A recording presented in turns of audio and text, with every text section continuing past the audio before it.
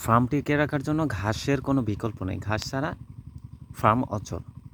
তাহলে ঘাসের জন্য প্রথমে 10 দিন পরে ঘাস যখন একটু বড় হবে, এমন হওয়ার পর আপনি কি দেবেন, কিভাবে আপনি পরিপূর্ণতা আনবেন, তার জন্য আপনি কোন সার ব্যবহার করবেন?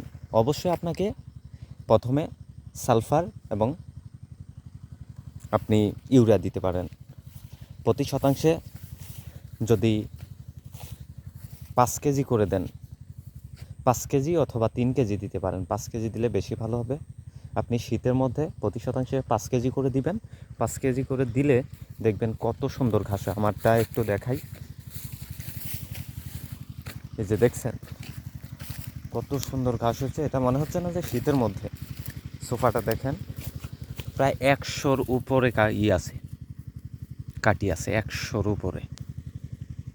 এটাতে মিনিমাম 40টা আছে। এগুলাতে দেখছেন কতগুলা কাটিং। এমনই আপনি ভালো কিছু করতে চাইলে অবশ্যই এই তথ্যগুলো জানা অত্যন্ত জরুরি। আর আপনি সাথেই থাকুন, সাবস্ক্রাইব করে সাথে থাকলে নতুন নতুন ভিডিওগুলো পাবেন। আর আমি মূলত প্র্যাকটিক্যালি করাই।